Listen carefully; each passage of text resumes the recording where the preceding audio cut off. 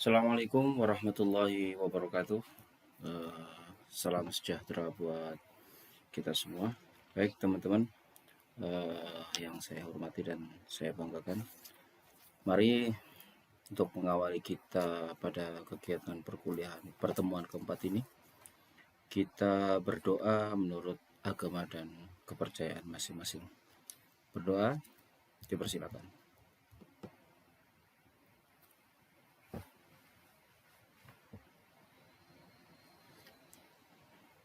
Terima kasih. Apa kabar semuanya? Saya harapkan semua dalam kondisi baik-baik saja ya, sehat walafiat, tidak kurang suatu apapun, jauh dari apa yang tidak kita inginkan, jauh dari corona dan jauh dari semua hal-hal yang merugikan kita ya. Baik teman-teman, seperti yang teman-teman pahami bersama bahwa alhamdulillah kita sudah ini pertemuan keempat ya, pertemuan keempat di dalam semester keempat ini untuk mata kuliah entrepreneurship atau kewirausahaan. Jadi sudah banyak hal yang sudah kita lakukan ya, paling tidak sudah 3 kali pertemuan, kita sudah membahas banyak hal terkait dengan apa itu entrepreneur, apa itu kewirausahaan, apa itu sebagai seorang entrepreneur, pengusaha dan lain sebagainya. Baik teman-teman semuanya, kita recap sedikit ya, kita recap sedikit terkait dengan apa yang sudah pernah kita bahas bersama-sama. Yang pertama, kita di beberapa pertemuan sebelumnya kita sudah pernah membahas tentang apa itu definisi dari entrepreneur atau pengusaha atau wirausaha, definisi dari kewirausahaan atau entrepreneurship, dan beberapa hal-hal lain yang kita sudah bahas. Juga kita sempat bahas di bab sebelumnya itu tentang motivasi, terus kenapa seseorang itu bisa kecemplung atau bisa menjadi seorang wirausaha, apa sih alasannya, reasonnya, latar belakangnya, dan hal-hal terkait itu semua. Jadi itu semua sudah kita pelajari bersama, dan jangan lupa tugas-tugas yang sudah yang harus kalian taklukkan bersama-sama. Sudah ada 2 tugas yang harus kalian kirimkan ke Sunan, dan seharusnya sudah, karena ini sudah deadline dan sudah selesai masa tenggang waktu yang harus kalian kerjakan. Nah, di pertemuan ketiga ini kita akan membahas tentang berpikir kreatif dan kritis. Sebenarnya apa sih definisi dari sebuah kreatif atau dan kritis itu seperti apa? Nah, di sini kita akan membahas hal-hal terkait dengan berpikir kreatif dan berpikir kreatif dan kritis. Kira-kira apa yang dibutuhkan, apa yang harus kalian lakukan untuk bisa mencapai apa yang disebut dengan mampu berpikir secara kreatif dan juga berpikir secara kritis. Nah, spirit ataupun jiwa berpikir kreatif dan berpikir kritis ini memang mutlak dimiliki oleh semua pihak, utamanya kalian generasi muda. Tetapi paling penting adalah justru juga harus dimiliki oleh seorang entrepreneur atau seorang wirausaha. Kenapa? Karena dengan kita mampu berpikir untuk berpikir kreatif dan juga kritis, itu akan banyak memberikan kontribusi terhadap kesinambungan dari usaha kita. Nah, apa sih sebenarnya yang disebut dengan berpikir kreatif dan berpikir kreatif dan berpikir kritis itu? Nah, kalau kita lihat,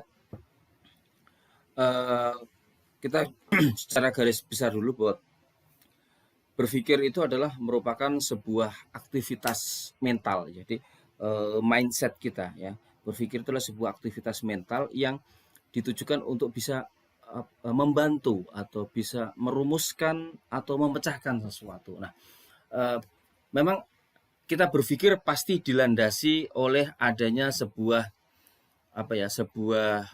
permasalahan yang ada sebuah challenging yang ada, atau sebuah hambatan yang ada.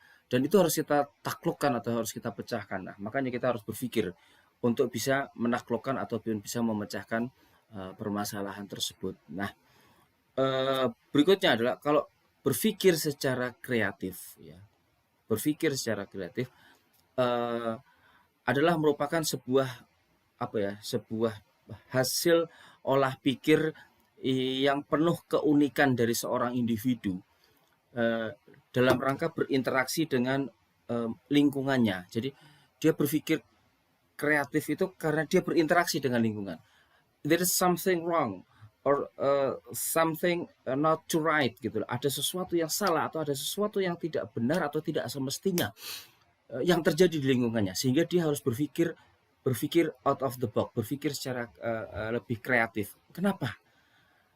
SWGTL, so what gitu loh. Setelah kenapa, bagaimana solusinya? Nah, itu yang paling penting. Nah, jadi ketika bicara tentang berpikir kreatif, itu ada beberapa tahapan atau beberapa konsep yang bisa kita pahami bersama, yaitu proses ada merupakan sebuah proses pembentukan dari sebuah pengertian, ya, ataupun pendapat ataupun kesimpulan dan keputusan yang sifatnya intangible atau sesuatu yang tidak berwujud, dan itu biasanya bersifat simbolik. Simbolik itu sesuatu yang abstrak, sesuatu yang hanya bisa digambarkan dengan sesuatu yang berbeda, baik dalam bentuk verbal, hasilnya itu verbal dalam bentuk ucapan, ataupun non verbal, bisa sebuah gagasan yang dituangkan ke dalam bentuk tulisan ataupun sebuah produk ataupun sebuah barang dan jasa. Jadi sekali lagi bahwa berpikir itu adalah merupakan sebuah proses dalam rangka membentuk sebuah pengertian, untuk sebuah pengertian, sebuah pendapat ataupun kesimpulan ataupun keputusan yang ingin diambil. Nah, wujud daripada apa namanya? Wujud daripada berpikir kreatif itu adalah wujudnya atau hasilnya konkretnya itu adalah sebuah gagasan atau sebuah ide. Jadi hasil olah pikir itu nanti tercermin atau tercetus menjadi sebuah gagasan atau sebuah ide cemerlang yang mungkin tidak dimiliki oleh orang lain atau tidak pernah dipikirkan oleh orang lain. Nah, tujuan dari dilaksanakannya sebuah konsep pemikiran atau dilaksanakannya sebuah aktivitas berpikir itu adalah sebagai sarana untuk problem solving, untuk mencari pemecahan masalah yang ada, juga sebagai decision making atau pengambilan keputusan, juga untuk meng-create atau menciptakan sebuah ide baru. Nah, itu adalah konsep tujuan dari berpikir. Jadi seseorang berpikir itu dalam rangka apa? Dalam rangka untuk problem solving atau dalam rangka untuk memecahkan sebuah persoalan atau sebuah hambatan yang terjadi di lingkungannya atau di perusahaannya. Juga sebagai sebuah langkah untuk pengambilan keputusan. Dia mau do something, sebelum do something dia harus think something. Dia harus berpikir sesuatu.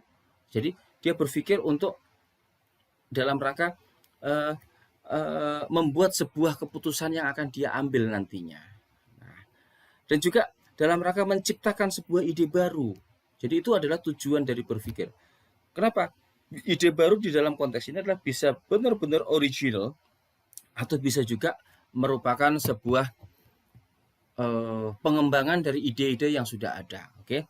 Nah, jadi kesimpulannya adalah berpikir kreatif itu adalah merupakan sebuah tindakan dari keunikan seorang individu yang dalam hal ini karena dia telah melaksanakan interaksi dengan lingkungan. Lingkungan dalam konteks ini adalah lingkungan pekerjaan, lingkungan sekitar, dan lingkungan secara overall. Nah, itu sehingga dia bisa mampu menciptakan atau mampu berpikir secara lebih kreatif lagi. Nah, Munandar pada tahun 2001 pernah mengatakan bahwa berpikir kreatif merupakan sebuah kemampuan dari seorang individu memikirkan apa yang telah dipikirkan hingga mampu mengerjakan apa yang belum pernah dikerjakan. Nah, jadi gini, kalau menurut si Munandar bahwa berpikir kreatif tidak hanya ada di dalam sebuah wujudnya dalam tidak hanya sebuah gagasan ataupun ide, tapi dia juga mampu mengerjakan apa yang belum pernah dikerjakan itu. Jadi Munazir lebih menyoroti tidak hanya dalam sebuah tataran konsep, tapi sebuah eksekusi yang memang eksekusi cerdas untuk mewujudkan konsep atau gagasan ide tersebut. Itu menurut Munazir di tahun 2001. Nah, berikutnya adalah eh, sedangkan kalau kita bahas sisi lain, tadi kan ada konsep berpikir kreatif, oke? Berpikir kreatif. Nah, sekarang tadi sudah kita bicara tentang berpikir, juga kita sudah bahas sedikit tentang berpikir kreatif. Nah, sekarang kreativitas itu apa sih sebenarnya? Kreativitas itu menurut Zimmer dan Scarbock tahun 2005 mengatakan bahwa kreativitas atau creativity adalah kemampuan melahirkan gagasan-gagasan baru. Oke, sekali lagi, kemampuan melahirkan gagasan-gagasan baru. New idea, original idea, atau penemuan-penemuan baru.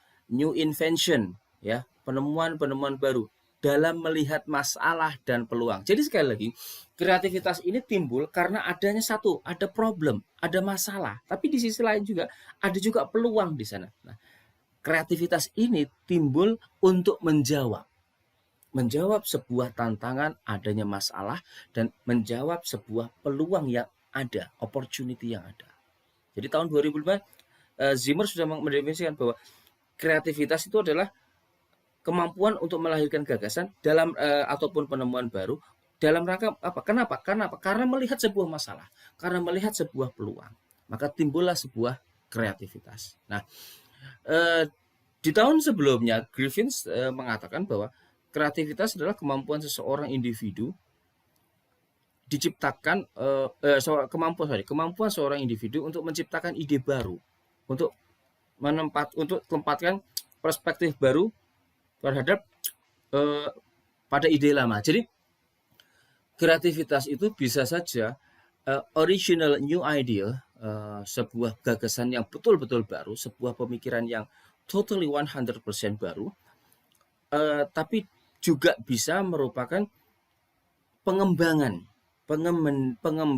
dari sebuah ide lama yang dikembangkan lebih maju, lebih prospektif, lebih efisien, lebih efektif, dan lebih-lebih lainnya. Itu adalah sebuah kreativitas. Jadi bisa totally 100% is new or modify from another idea. Itu adalah kreativitas. Oke.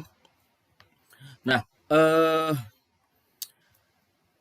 faktor atau motivasi seseorang itu mampu melakukan atau bertindak sebagai bertindak kreatif atau berpikir kreatif, ada beberapa hal yang bisa kita rangkum di sini. Jadi faktor atau motivasi seseorang untuk bertindak kreatif itu salah satunya adalah need for novel, varied and complex situation. Jadi seseorang bisa bertindak kreatif karena dia bosan, karena jenuh.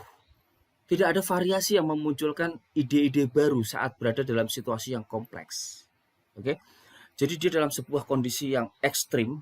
It's not mostly ekstrim, tapi dalam situasi yang sudah pekat, sudah jenuh, dan tidak ada tidak ada sebuah ide baru ketika dia dalam kondisi seperti itu.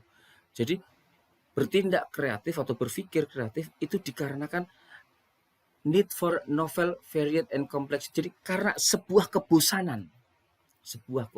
Nah, contohnya adalah si Muhammad Ali Rahman dari Surabaya ini, dia membuat sebuah kebab kebut.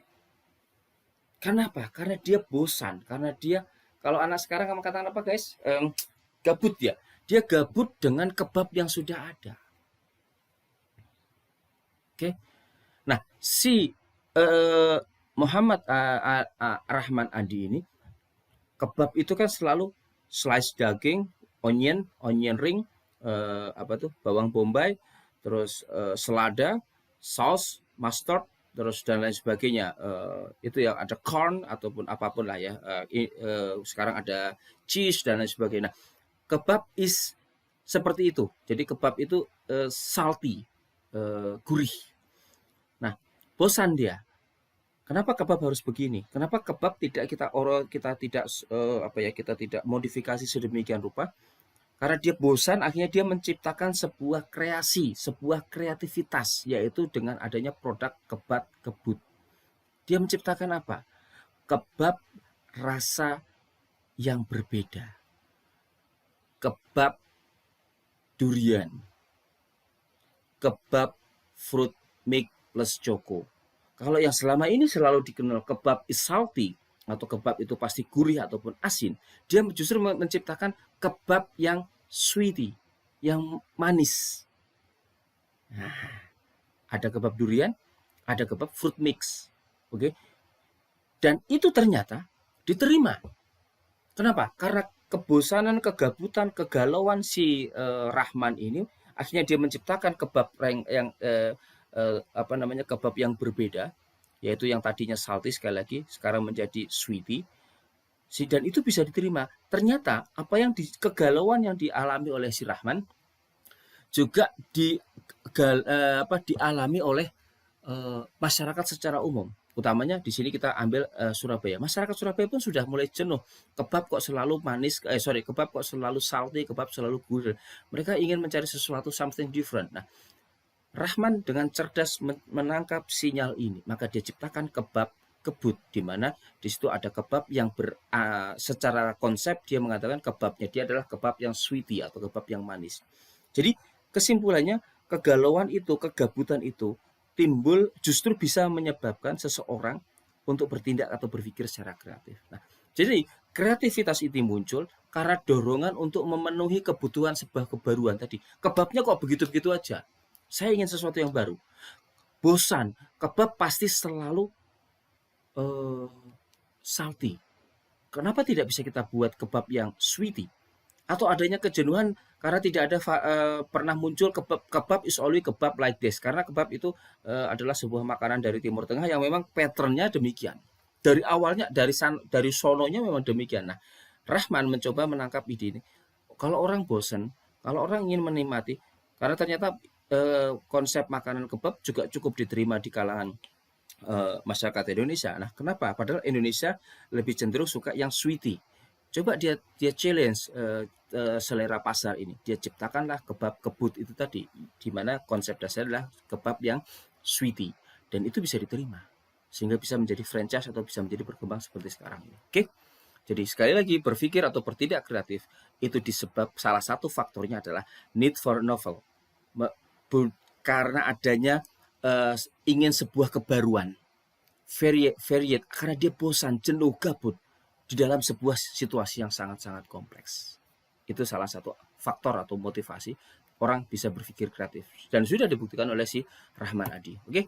Nah, next, ada juga yang bisa mampu berpikir kreatif itu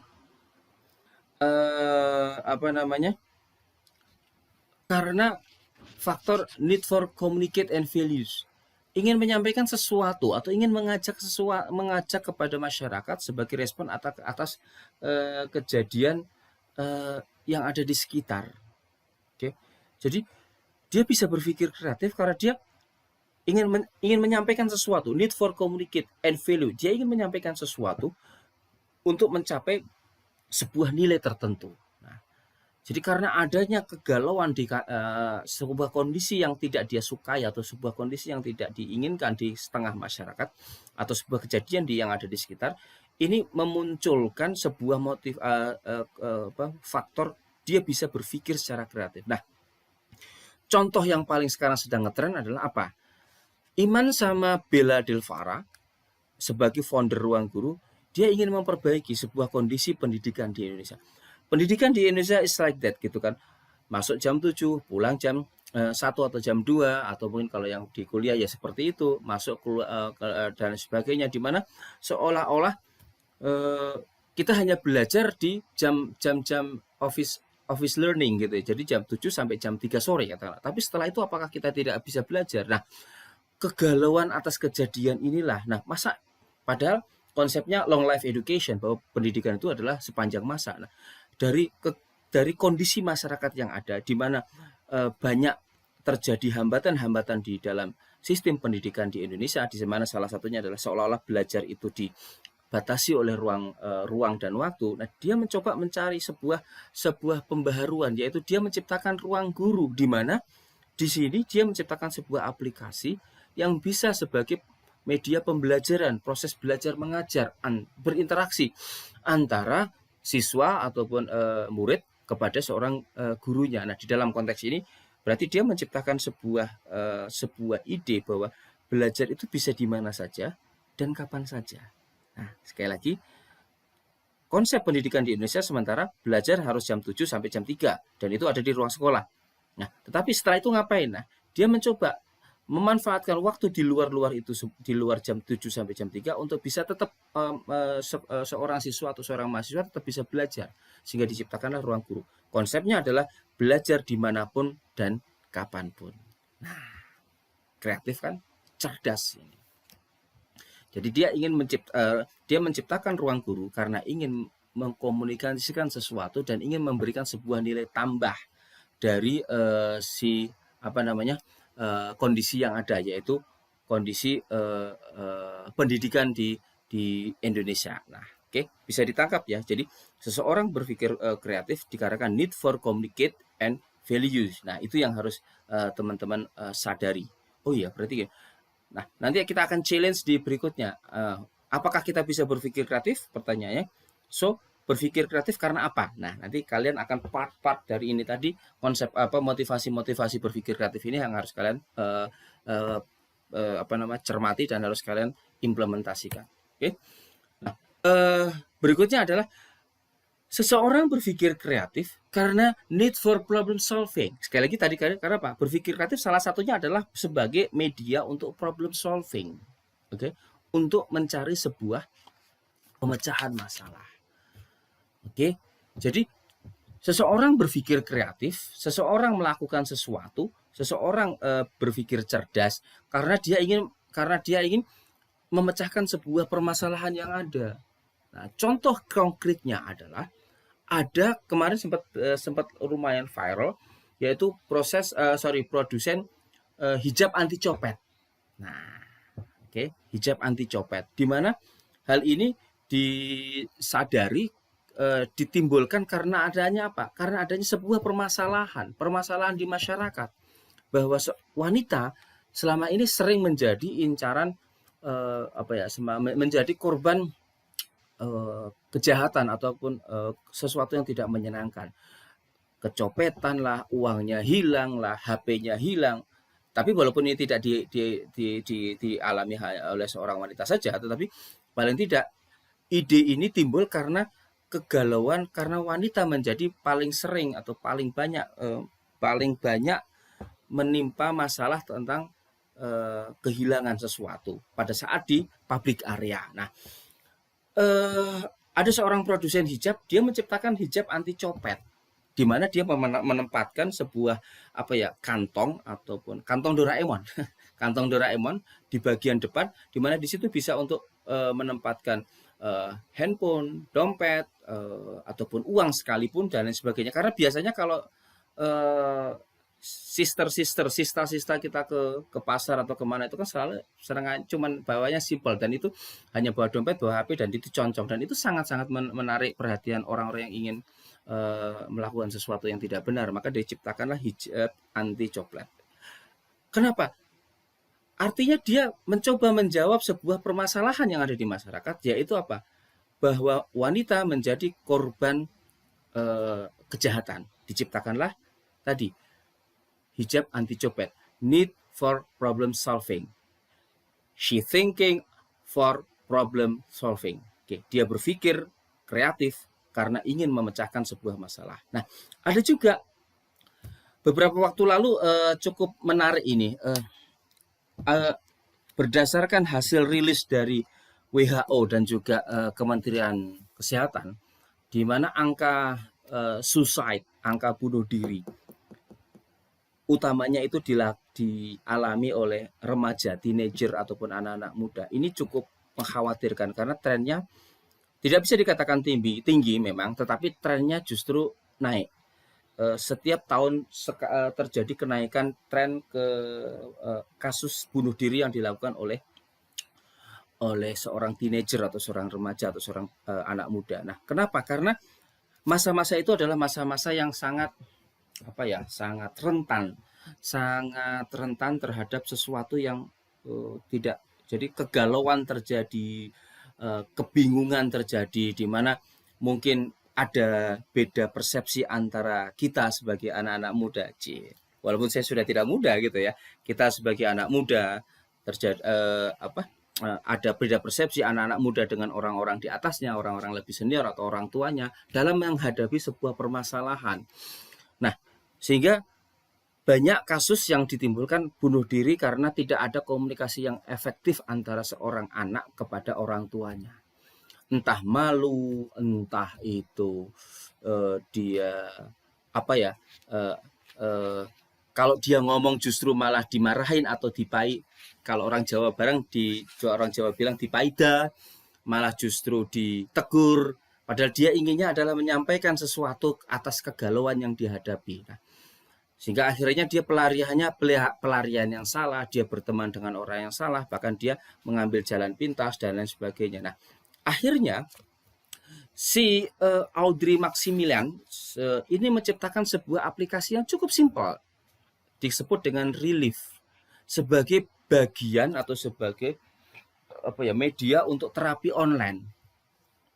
Dan ini cukup anak muda banget gitu loh, di mana kaum milenial itu hands on to teknologi gitu kan, mereka sangat hands on terhadap gadget, hands on terhadap teknologi. Jadi dengan terapi online ini kan tidak harus bertemu, mungkin dia tidak harus dia takut, dia nggak usah khawatir malu kalau ketemu seorang psikiater, dan dia tidak takut begini dan sebagainya. Sehingga terapi online ini cukup menjanjikan di kalangan anak muda, dan ternyata responnya juga cukup positif. In this problem, pada konteks ini, si Maximilian dengan cerdas dia berpikir kreatif. Kenapa? Karena dia ingin memecahkan permasalahan terhadap tingginya angka bunuh diri, kecenderungan naiknya angka bunuh diri yang dialami oleh anak-anak muda. Nah, sekali lagi, faktor yang berikutnya adalah need for problem solving. Ketika kita mentok terhadap sebuah masalah, biasanya kita bisa cerdas, biasanya kita bisa kreatif. Itulah manusia, dan itulah manusia Indonesia. Oke, nah, jadi itu adalah faktor-faktor yang melandasi kenapa seseorang itu bisa berpikir secara kreatif. Nah, berikutnya apa sih hambatan-hambatan yang menyebabkan seseorang itu tidak bisa berpikir kreatif?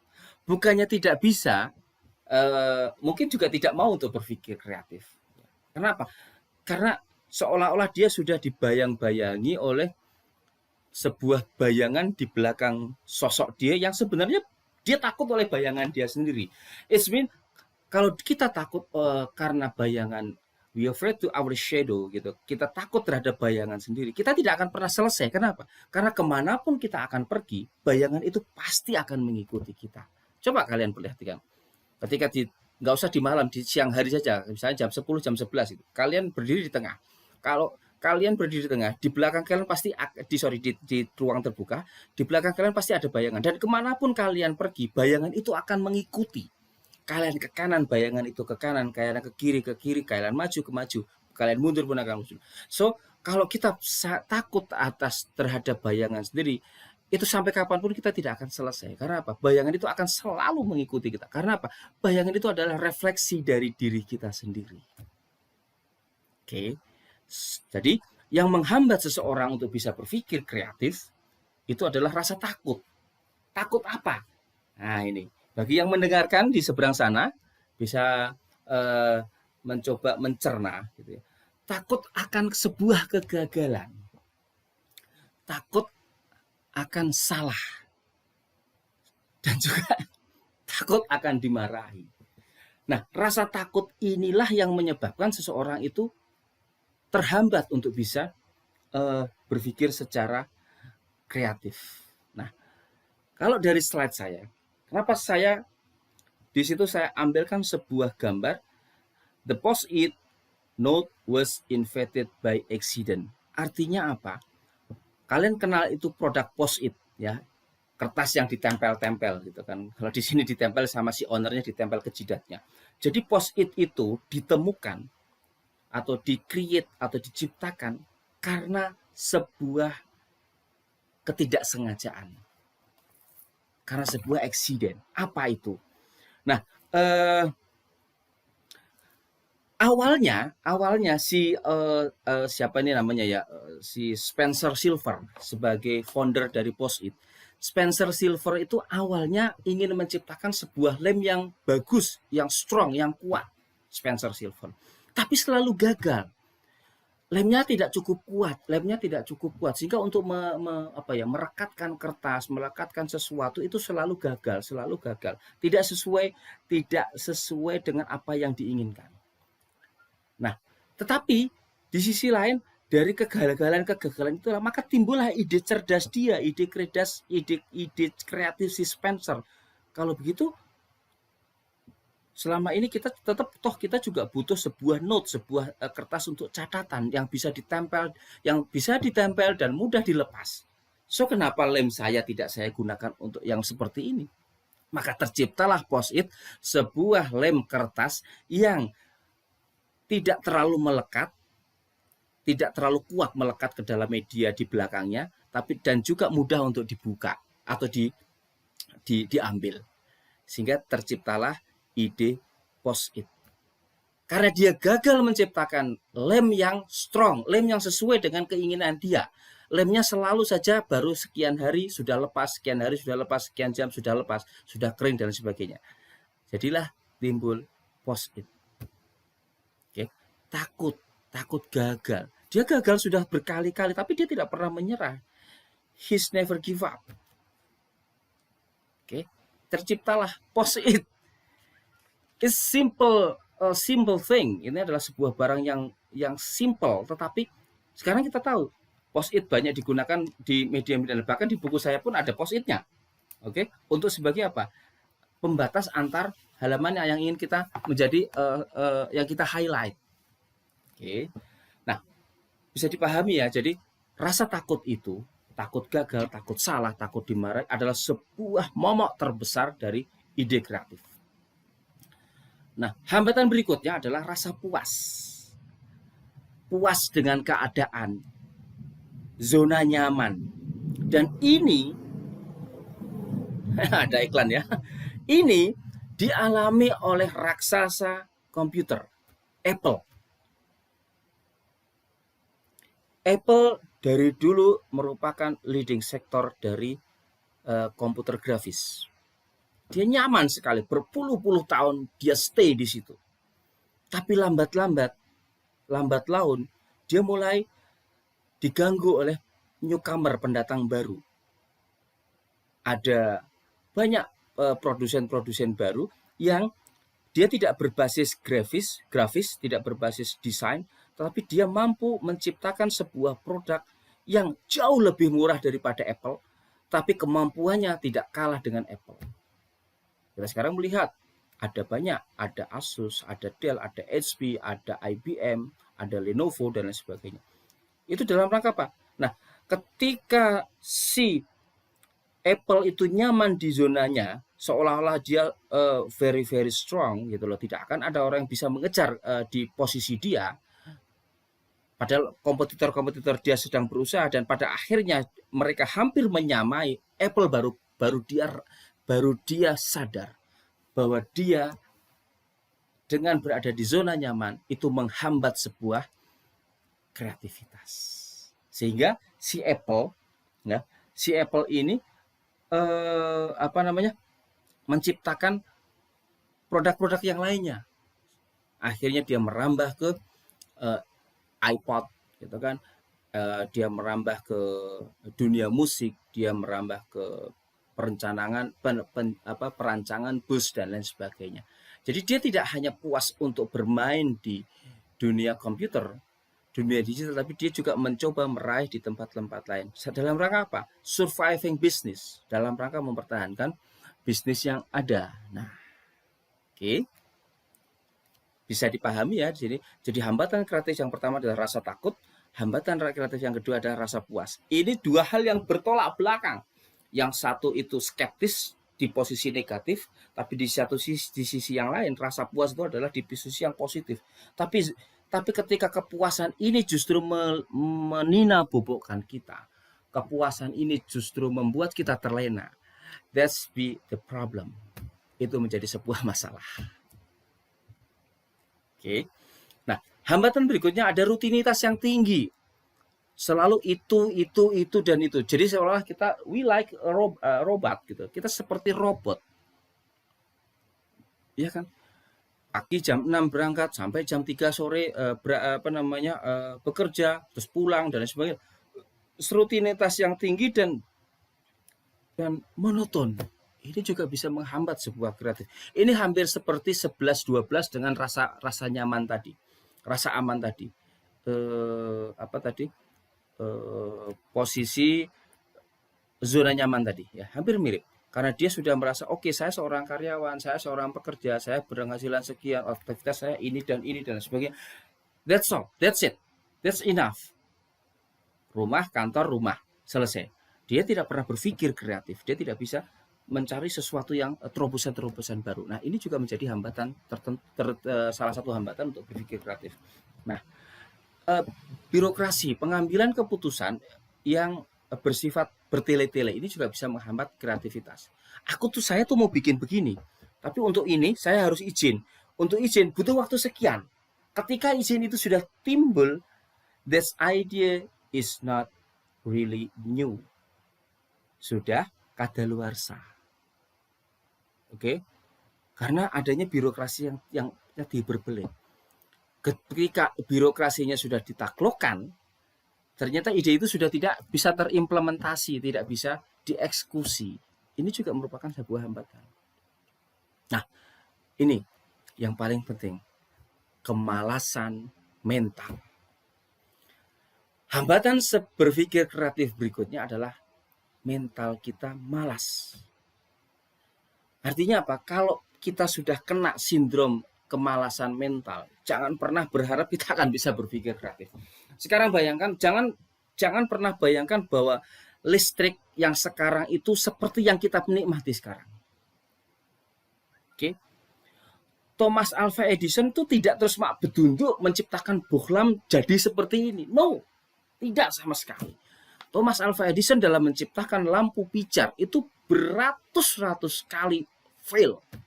Di dalam sebuah bukunya, autobiografi Thomas Alva Edison, dia mengatakan, I have been failed.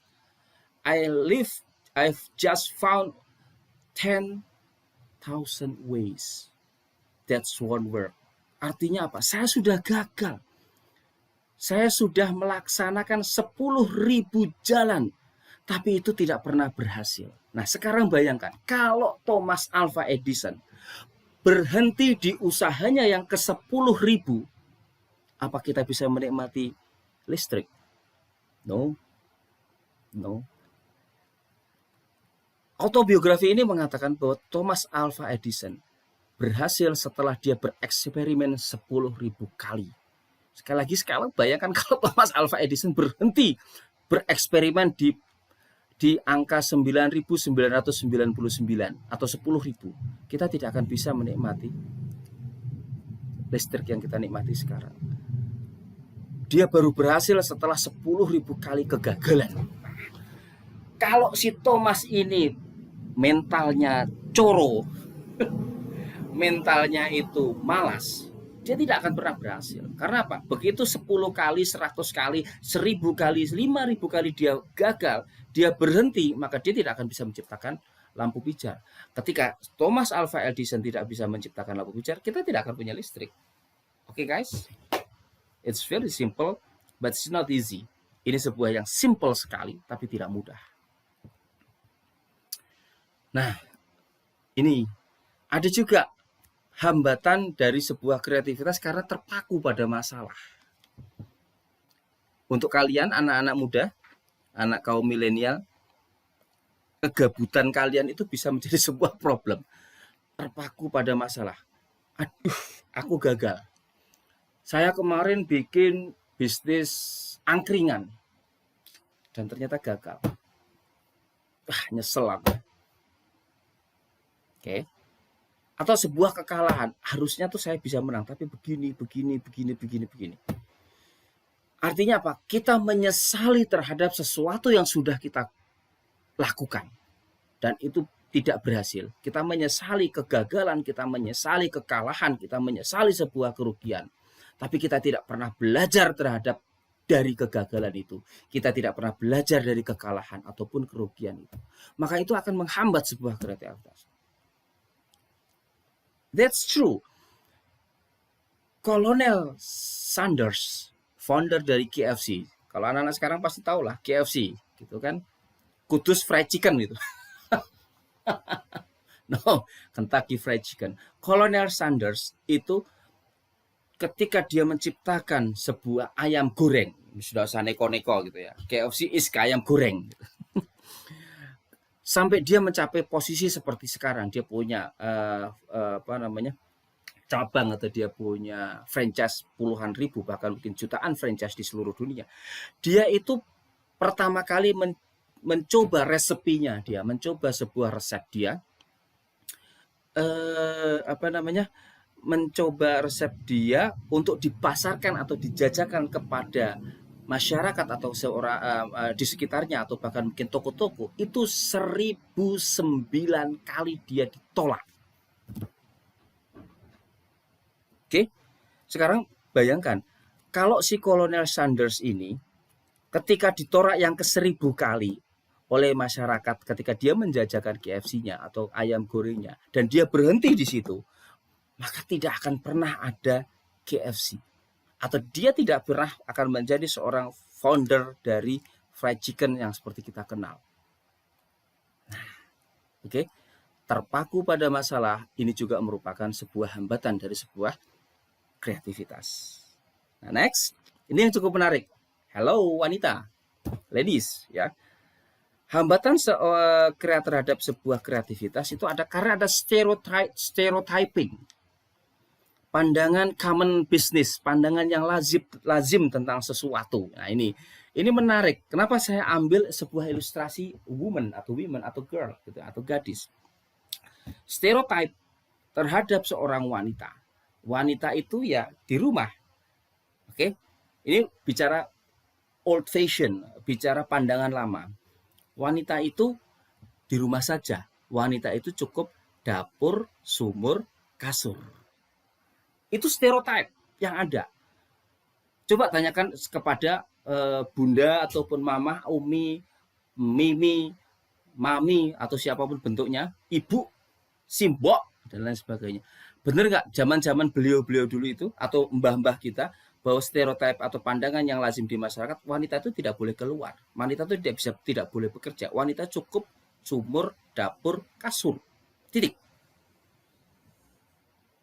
Oke. Nah, stereotip ini bisa saja menghambat dan itu sudah terjadi di kita. Oke. Tetapi sekarang ini di era berapa ya? 90-an lah, 90-an sampai 2000, stereotyping ini sudah mulai dilawan oleh para ladies. Di mana ladies zaman-zaman di tahun 90 utamanya ya, kalau 80 kata 90-an itu para ladies sudah mulai bekerja di luar rumah. Menjadi seorang karyawan, business woman, seorang pengusaha dan lain sebagainya. Sehingga kita melihat ada Muriati Sudibyo, ada banyak pengusaha-pengusaha wanita yang sekarang sudah sukses juga. Nah, pada saat itu tahun 60-an, tahun 70-an enggak ada wanita yang sebagai pengusaha, enggak ada. Karena apa? Stereotipnya, pandangannya adalah wanita sumur, dapur, kasur, gitu. Nah, stereotip seperti inilah yang bisa menghambat sebuah ide kreatif atau pemikiran kreatif. Bersyukur kita hidup di alam yang sekarang, di mana sudah dibuka kanal emansipasi wanita, terus keterlibatan wanita, bahkan banyak sekarang pemerintah pun sudah mulai kebijakan-kebijakan yang sudah berpihak kepada wanita. Salah satunya adalah rasio antara wanita dengan pria harus sekian persen dan sebagainya. Nah, itu adalah sebuah pemikiran untuk apa, supaya kita bisa tidak terkungkung dan terkekang di dalam sebuah stereotip yang kurang pas. Oke. Nah, itu adalah 7 hambatan yang menghambat untuk seseorang untuk bisa berpikir kreatif. Nah, itu yang harus kita apa ya, kita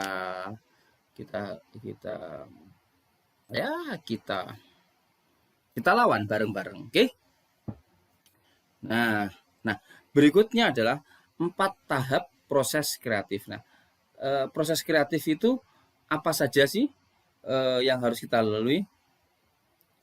Oke. Nah, kita akan bahas sedikit tentang hal tersebut, ya. Nah, tahap proses kreatif itu adalah yang pertama, kita harus cari informasi. Prepare and gather. Apa ya? Prepare itu kan berarti siapkan dan ambil. Jadi si Graham Wallace ini mengatakan 4 stage creative process. Yang pertama, prepare and gather. Cari informasi dengan berbagai cara. Sekarang apalagi dengan adanya Mbah Google, Eyang Google, atau apapun itu sebutannya, kita sangat mudah untuk mencari informasi itu. Oke, kita mau apa? Mau bisnis apa? Fashion. Oke, fine. Browsing tentang fashion. Kita mau bisnis kuliner. Oke, fine. Browsing tentang bisnis kuliner. It's so easy to find information now. Oke, sangat mudah untuk mencari informasi sekarang ini. Nah, berikutnya incubation. Setelah kita dapat informasi itu, setelah kita mempersiapkan dan kita dapat inkubasi atau apa? Kita olah. Oke, kita olah informasi itu. Apa sih yang ada di dunia? Oh, bisnis kuliner. Ternyata kecenderungannya bisnisnya adalah ini, makanannya ini, tempatnya begini, konsepnya begini, operasionalnya begini, pangsa pasarnya ini, terus target marketnya usia sekian, gendernya ini dan situ. Nah, diinkubasi atau dikompilasi informasi itu. Setelah itu cukup, oke, fine, I will do something. Illumination. Kita temukan ide cerdas kita. Oke, saya akan buat sebuah bisnis kuliner, angkringan, karena saya suka dengan makanan tradisional.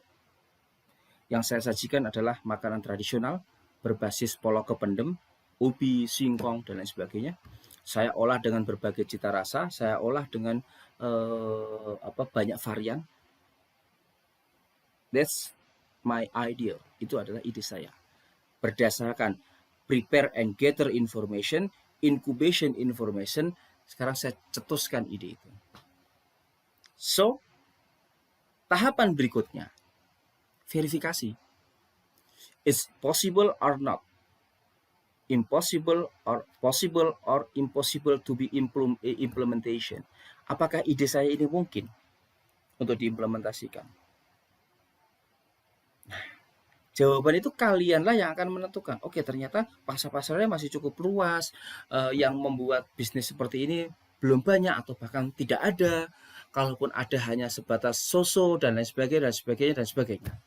Saya pikir ini bisa untuk diimplementasikan atau bisa dieksekusi. So, let's do it.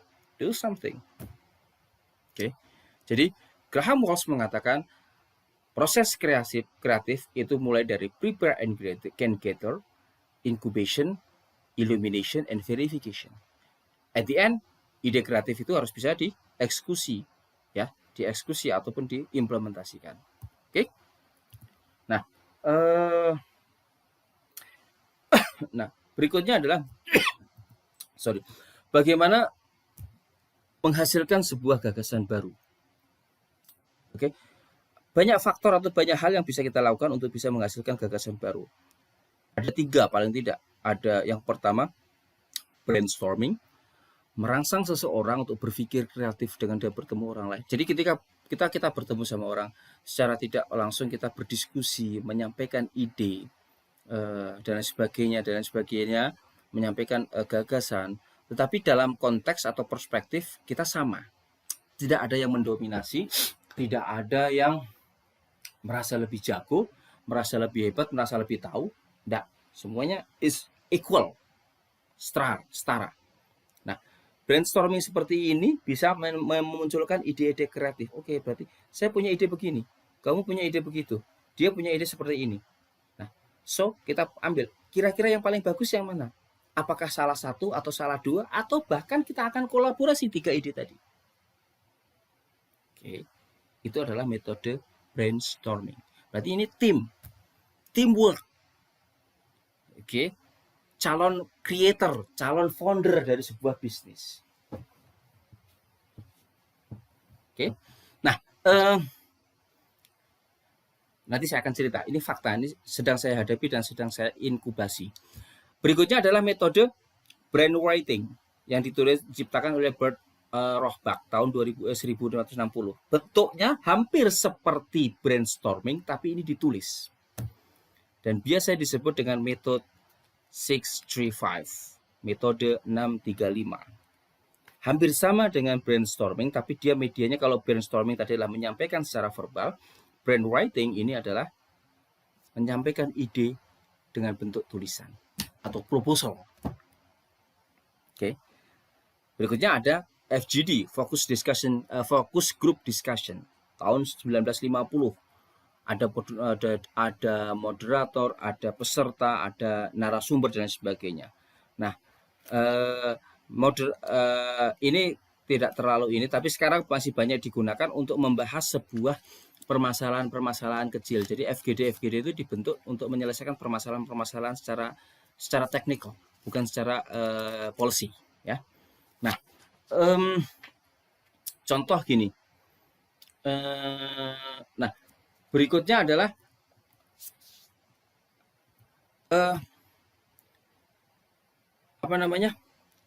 saya punya kasus sekarang ini yang sedang saya tangani.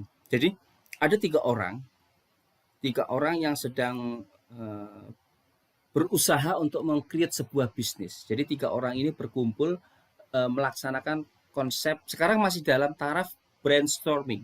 3 orang ini bersepakat secara prinsip untuk membentuk sebuah bisnis.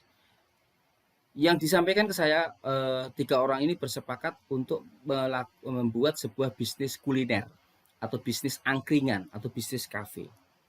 Nah, masing-masing menyampaikan ide. Kafenya nanti konsepnya begini, nanti peralatannya dari seperti ini, nanti bentuk desain tampilan kafenya nanti kafenya seperti ini, terus menunya ini dan lain sebagainya. Nah, ini dia sedang melaksanakan proses yang disebut dengan brainstorming. Nah, ketika dia ke saya analisis. Oke, kalian sudah melaksanakan apa yang disebut dengan brainstorming. Kalian menyampaikan ide-ide dasar kalian secara verbal. So, sekarang yuk kita lakukan proses berikutnya, yaitu apa? Brainwriting. Konsep itu ditulis, terus disepakati mana yang mau dan ini dijadikan dasar ataupun dijadikan sebuah landasan kalian dalam menciptakan sebuah bisnis baru. Dan sekarang mereka sudah masuk dalam taraf brainwriting. Nah, nanti akan ada tugas di sini. Oke, menarik. Tugas ini harus kalian lakukan baik itu brainstorming maupun brainwriting secara kelompok. Sabar bro, sabar. Nah, basic skill seorang entrepreneur. Jadi berpikir secara kritis, kita akan bicara berpikir secara kritis ya. Berpikir secara kritis itu merupakan sebuah basic skills dari seorang entrepreneur atau seorang wirausaha atau pengusaha. Kenapa? Karena dengan berpikir secara kritis itu mampu untuk menghasilkan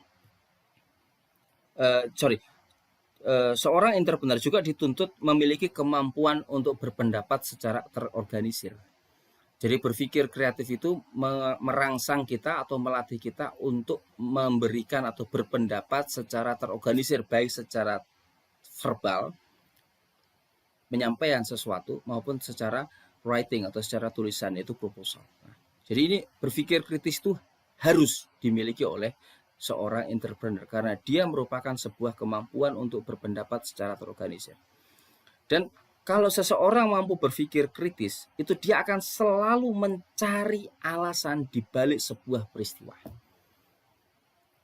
Dia akan selalu mencari alternatif respon atas peristiwa. Jadi tidak terus melulu menyalahkan atau melulu menghujat atau melulu mendistorsi atau mendiskreditkan sesuatu atau melulu mengambil keputusan yang dalam perspektif yang lurus, tapi justru dia akan melihat secara komprehensif.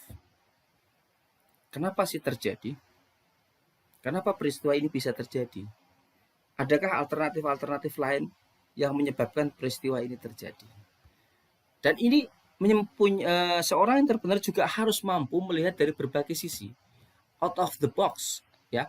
Oke, handphone secara prinsip gadget akan terlihat seperti ini. Oh, ternyata handphone itu hitam kalau posisi mati. Yang disebut dengan out of the box thinking, dia akan melihat, oh depannya hitam, belakangnya itu ternyata bisa beda color, sampingnya seperti ini, samping kanan, samping atas seperti ini, bawahnya seperti ini. Dan berpikir kreatif, dia akan bisa mencari sebuah solusi yang cerdas, yang tidak pernah dipikirkan oleh orang lain. Out of the box thinking. Dan itu harus dimiliki oleh seorang entrepreneur. Karena apa? Dibutuhkan sebuah inovasi di sini, dibutuhkan sebuah kreativitas. Dan kreativitas itu akan bisa mudah timbul ketika kita melihat perspektif yang berbeda dari orang lain. Out of the box thinking. Orang lain melihatnya straight to the truth, lurus ke depan. Enggak, kita akan melihat dari sisi kanannya. Kita akan melihat dari sisi kirinya. Bahkan kita akan bisa melihat dari atasnya, dari bawahnya. Sehingga kita bisa mencari sebuah kesimpulan, conclusion yang komprehensif. Oke, kita bisa mencari sebuah kesimpulan yang lebih komprehensif. Sehingga kita mencari sebuah solusi yang kadang-kadang tidak terfikirkan, tapi justru ini yang paling jitu solusi itu. Oke. Dan seorang entrepreneur dan seseorang yang yang mampu berpikir kreatif justru akan melihat sebuah problem menjadi challenging. Apa? Sekarang sedang ngetrend. Pandemi itu sebuah problem, yes. Semua orang gabut, semua orang bingung, semua orang kelabakan karena adanya pandemi ini. Mau kumpul dibatasi, mau sekolah nggak boleh, mau kuliah nggak boleh. Kan gitu kan. Mau jualan di pasar susah. Mau beli ke supermarket pun dibatasi, harus ini, itu, dan lain sebagainya. Mau pergi ke sana, harus swab dulu, harus melakukan ini dan itu dan sebagainya. That's the problem. Tapi sebagian orang melihat problem itu menjadi sebuah peluang. Oke, kita tidak boleh kumpul. Kemarin sempat saya singgung. Kita tidak boleh kumpul. Berarti saya melihat kalau tidak boleh kumpul, berarti ada sebuah peluang, opportunity business. Apa? Oke, kalau Anda butuh barang, karena tidak dilarang untuk berkumpul dalam kerumunan massa, biar saya yang akan membantu Anda. Anda butuh apa? Saya belikan. Saya hanya ngambil jasanya. Oke, misalnya, gitu kan sekarang ada itu, kalau di Kudus ada tuh apa ya? Apa sih? Saya lupa ya. Ada seseorang yang menjual jasa, kita bisa nitip sesuatu untuk dibelikan. Oke, kita bisa nitip sesuatu untuk dibelikan. Wes gampangannya sekarang ya ada GoFood, ada ada GoFood, ada juga GoSend, ada juga banyak yang go dan sebagainya. Artinya apa?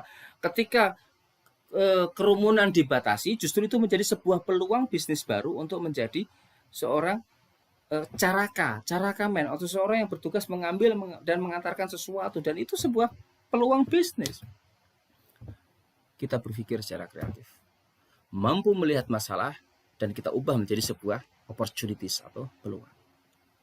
Nah, seorang yang berpikir kreatif juga akan mampu menyikapi sebuah perubahan itu dan ketidakpastian itu secara bijak dan tepat. Tidak terus sporadis, tidak terus tergopoh-gopoh, ngalor ngidul nggak jelas. Pandemi, yes, pandemi is problem, ya, tapi dia tidak terus ketakutan yang berlebihan sehingga dia melakukan hal-hal yang tidak tepat. Contoh tidak tepat, wah pandemi harus begini, aku harus nimbun beras, nimbun susu, nimbun minyak goreng dan sebagainya. Kalau orang berpikir kreatif, enggak, justru dia akan berpikir, oh ini pandemi, saya harus melihat peluang ini secara bijak, ketidakpastiannya harus bijak, tidak egois. Oke. Dan tepat. Itu ciri orang yang berpikir kreatif, dan itu harus dimiliki oleh seorang entrepreneur karena dia mampu menyikapi. Dan ingat, bisnis itu penuh dengan ketidakpastian dan selalu ada perubahan, baik itu eksternal, internal. Internal, contoh yang paling mudah adalah apa? Karyawannya berkurang, keluar. Karyawan sudah kita didik sekian lama, sudah menjadi jago, sekarang memilih untuk resign. Karena apa? Diambil oleh perusahaan lain, diambil oleh entrepreneur lain, atau dia ingin berusaha sendiri. Oke, ada perubahan, ketidakpastian. Contohnya apa? Adanya perubahan regulasi dari pemerintah, sehingga menyebabkan agak sedikit goncang. Nah, seorang entrepreneur harus mampu berpikir kreatif, karena dia dengan berpikir kritis, dia bisa menyikapi perubahan itu dengan bijak dan tepat.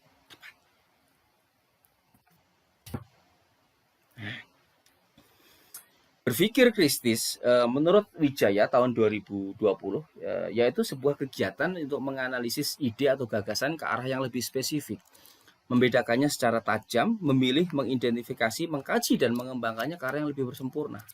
Jadi berpikir kritis itu adalah analisis sebuah ide atau gagasan yang lebih spesifik.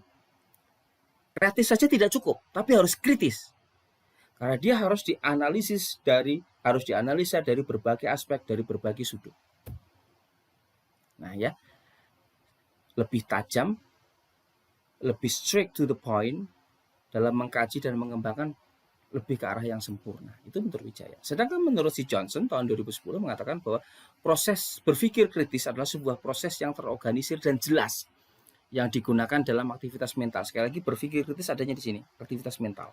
Untuk melakukan apa? Problem solving, decision making, analytical, assumption, dan penemuan ilmiah. Jadi berpikir kritis itu dalam rangka untuk problem solving, untuk decision making, dalam rangka untuk melakukan analytical, dalam rangka membuat asumsi-asumsi, dan juga dalam rangka untuk melakukan sebuah penemuan ilmiah. Itu si Johnson. Oke, bisa dipahami ya, berpikir kritis adalah seperti itu. Nah, berikutnya adalah karakteristik berpikir kritis. Yang pertama, watak. Seseorang yang dikatakan bisa mampu berpikir kritis, dia harus memiliki watak. Wataknya seperti apa? Skeptis. Skeptis itu curigaan. Tapi konteksnya di sini adalah curiga yang positif. Curigaan. Skeptis, selalu memandang tidak hanya yang tampak di depan mata, tapi dia akan melihat dari sisi-sisi yang lain. Dia akan melihat dari sisi samping, dari depan, dari belakang, atas, dan bawah. Sehingga itu seolah-olah skeptis. No, skeptis di dalam konteks ini dia skeptis yang positif. Karena apa? Untuk membentuk atau mencari sebuah solusi yang terbaik. Karena sesuatu yang terlihat seperti di apa adanya belum tentu itu seperti itu, tapi mungkin ada sesuatu yang tersembunyi di balik itu semua. Maka skeptis dalam konteks positif sebagai seorang entrepreneur harus memiliki watak yang skeptis, tapi juga terbuka. Dia harus terbuka, melihat segala aspek, mau mendengar, mau melihat dari berbagai sumber. True, dia jujur. Dia suka kebenaran. Dan dia memiliki respect yang bagus. Dia menghargai orang lain. Dia menghargai pikiran orang lain. Tidak serta-merta selalu menyalahkan orang lain.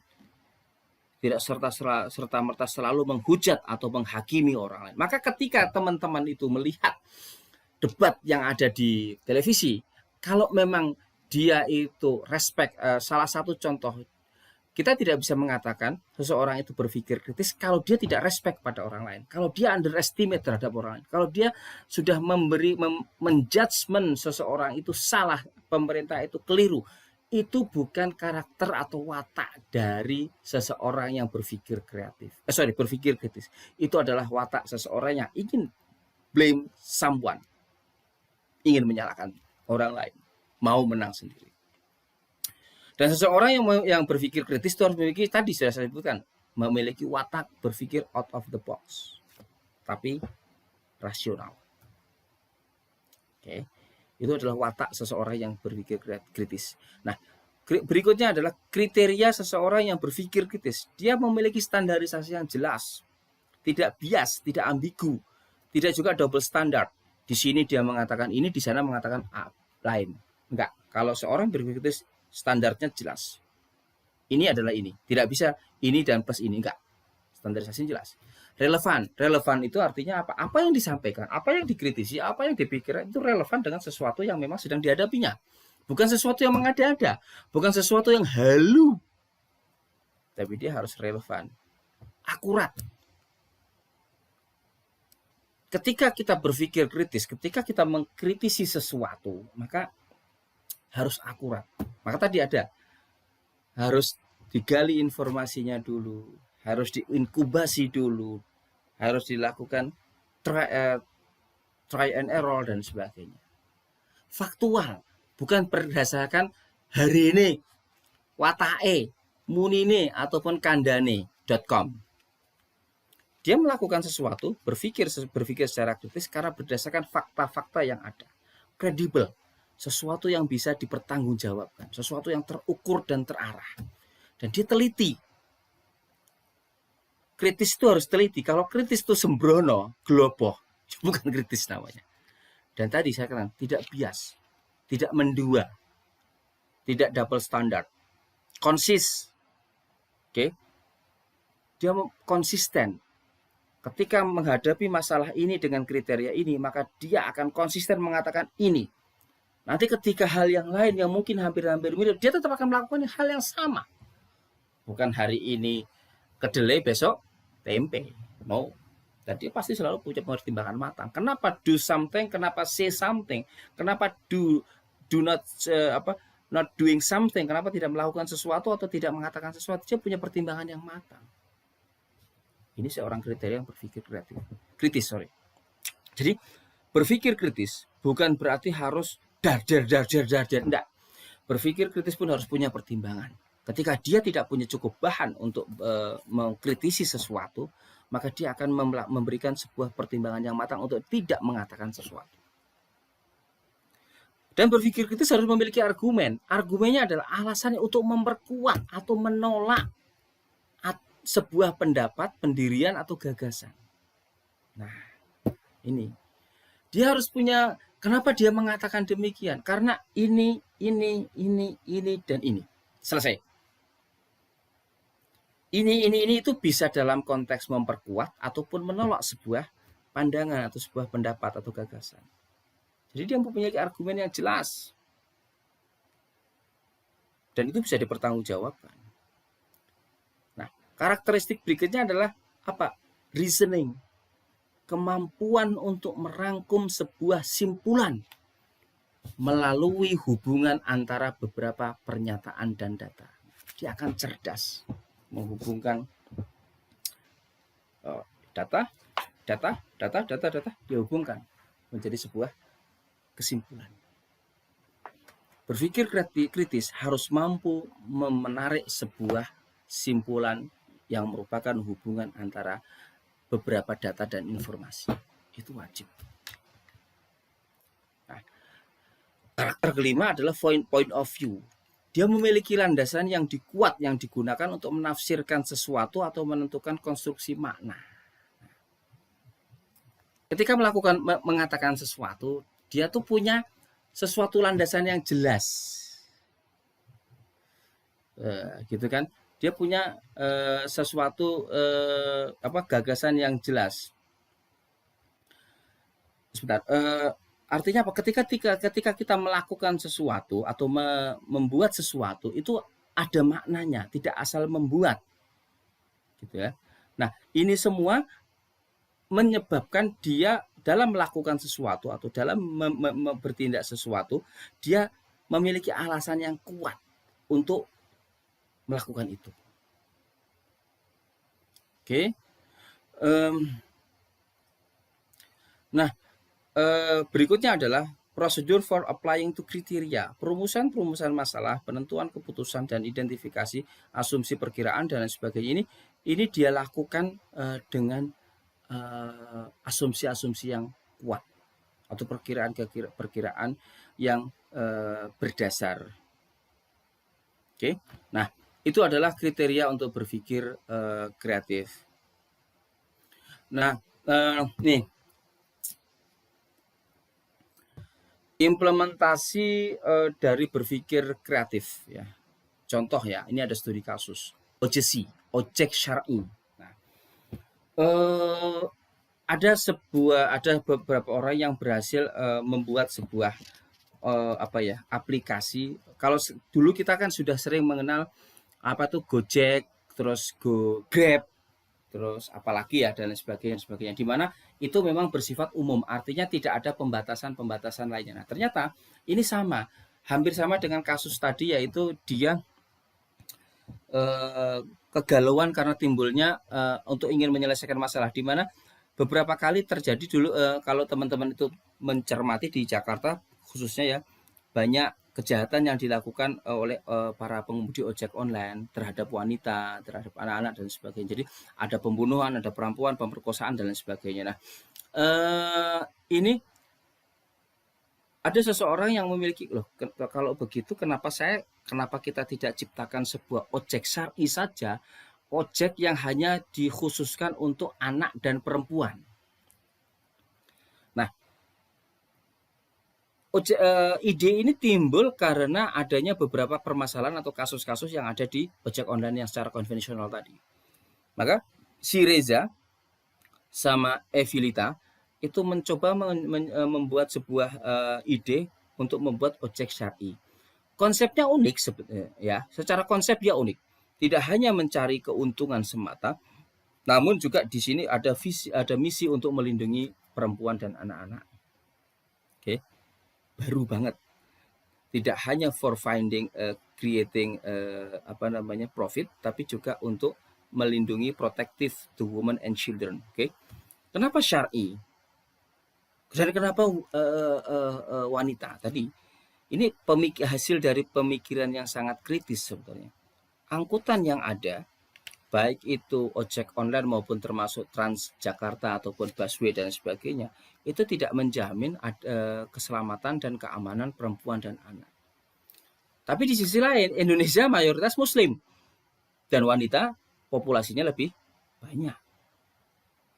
Serta yang paling mendasari adalah seorang wanita tidak boleh pergi selain mahramnya. Nah, tapi di sisi lain, sekarang bayangkan kalau kita naik ojek online, dia diboncengkan oleh orang yang tidak dikenal, berarti kan dia tidak mahram, dan secara syariat itu kan kurang pas. Ya memang sulit untuk tidak melakukan itu, tapi itu tidak pas. Nah, kalau memang sulit, tapi kan bukan berarti tidak bisa. Nah, makanya si Reza sama si Eva Ivilita ini menciptakan OJC, di mana untuk menjamin bahwa wanita itu tidak terkena imbas atau tidak memiliki resiko hal-hal yang tidak diinginkan. Maka pemikiran tersebut membuat si kedua orang ini ciptakan OJC dengan target wanita dan anak. Oke.